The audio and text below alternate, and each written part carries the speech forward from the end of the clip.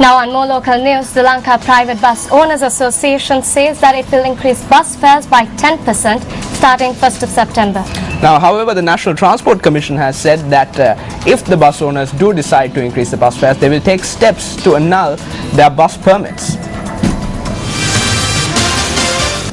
The Lanka Private Bus Owners Association points out that since 2002, bus fares have been increased in accordance with a national policy formulated with the agreement of all stakeholders in the industry. According to the national policy, we held back until July. Through the failure to increase fares in July, the collective agreement was annulled. As a union, we have the legal ability to revise fares.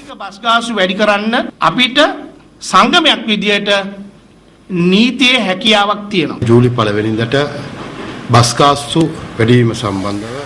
the 1st of July, at discussions held regarding increasing bus fares, the bus owners asked for subsidies and not a fare hike. At present, we have already issued letters to bus owners informing them that from the 15th onwards, log sheet and entrance charges will be reduced by 50%. The National Transport Commission says that in addition, steps are being taken to provide tyres at a subsidized rate, grant special interest rates on leases for bus owners and to eradicate extortion. We decided to increase bus fares. We have decided to increase fares by 10% from the 1st of September. The minimum fare will increase to 10 rupees. It is the government that determines bus fares. There is a ministry to implement this on behalf of the government. When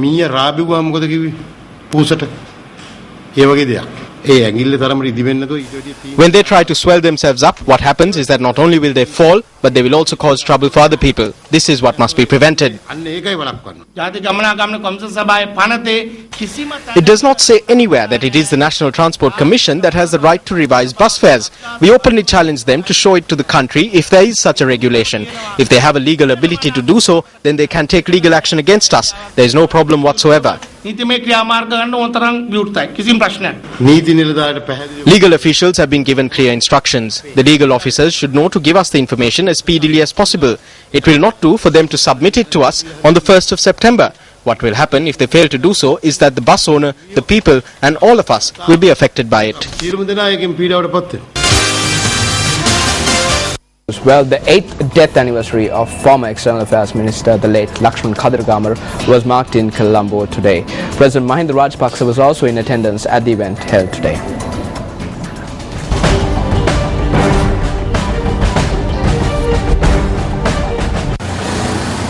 A special memorial event was held at the Lakshman Kadirgamar Institute for International Relations and Strategic Studies in Colombo to mark the 8th death anniversary of the late External Affairs Minister.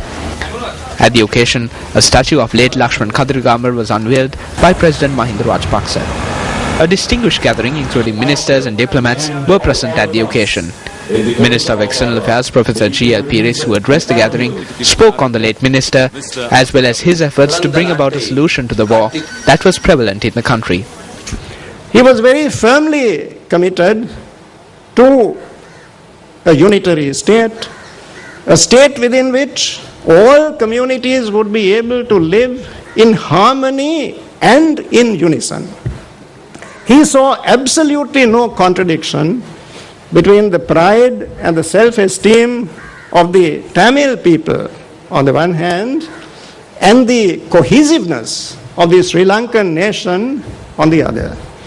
He believed that these were mutually reinforcing and enriching. They were mutually reinforcing and enriching rather than mutually exclusive. He believed that the solution to problems must arise ideally from dialogue, but he also realized that there was inherent risk and danger in making compromises when there was no reasonable expectation of reciprocity. Another of the deepest convictions of the late Kadirgamar was that this problem has to be resolved within the shores of this island. It is simply not possible to arrive at a sustainable agreement which is evolved overseas. That would not work at all, because one of the prerequisites of sustainability is that the solution must be evolved in keeping with the traditions, the cultural mores of our people, and it must have a homegrown and homespun quality.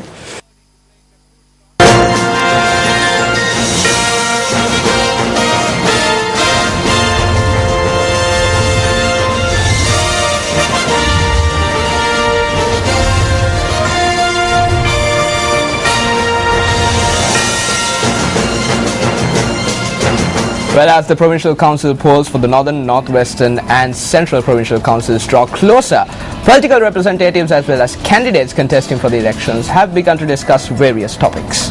These are some of the views that were expressed on switching allegiances. There are more problems in the country now than there were during the war. The government has not developed the economy, neither have they resolved the problems. At the very least, they have not resolved the burning problems of the people in the north. We all know that the people voted. One by one, they went over to strengthen the arms of. Very recently, another person crossed over from the Kurunegala district to strengthen the arms. Even with all the strengthening, the government has been unable to resolve even one of the burning issues facing the people of the country.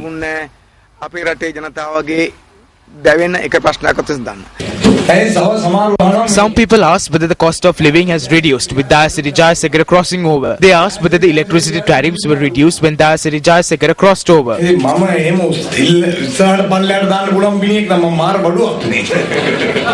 I need people. I do not want money. A number of things can be done through people that cannot be done through money. I must note that our president will not hold general elections in 2014. Instead, at the latter part of 2014 or in 2015, we can expect a presidential election.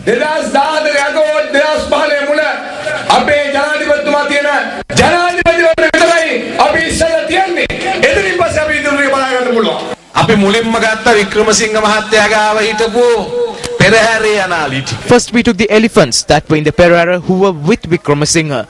All those elephants are now with us. The second time around we took the elephants who bear the load. Now both types of elephants are with us. Recently we took the elephant who sings.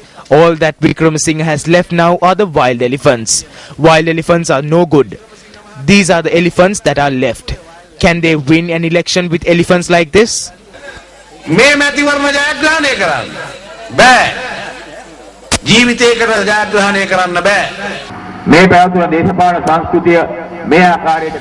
The reason for this political culture of switching tracks is the lack of an alternative force in the country. Because of the lack of a populist people's political force that works for the people, because of the lack of an alternative, the people have been made to return to power the same corrupt persons that were elected previously. In truth, when speaking of this, we should not be applauding. We should all get together and shed tears.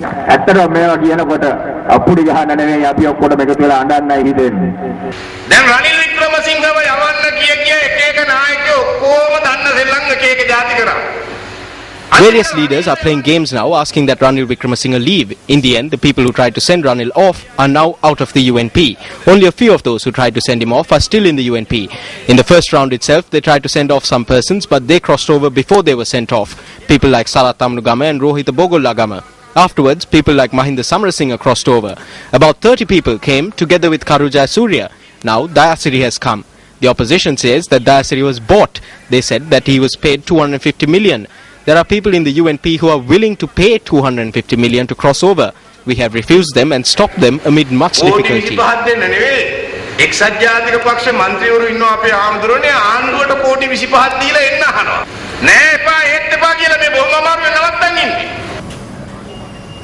It's time for the newspaper cartoon of the day. Take a look.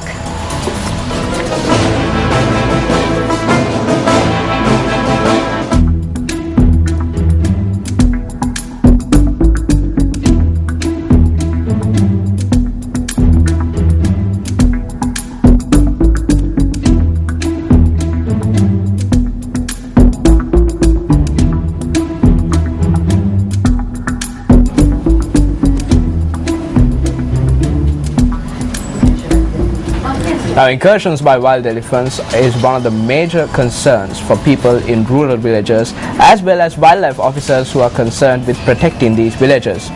Our News First provincial correspondent in Thanumalwila, USA Bandara, filed this report on the wildlife threat faced in the village in the area.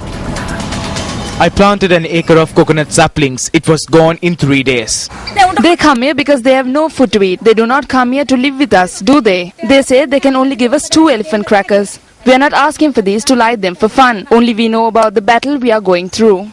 This problem has blighted residents of Alutgoda in Thanumalwila for several years. This is just one of the homes that have been damaged by wild elephants. In the recent past, a number of homes have faced the same fate. In addition, wild elephants have also prevented villagers from harvesting their cultivations.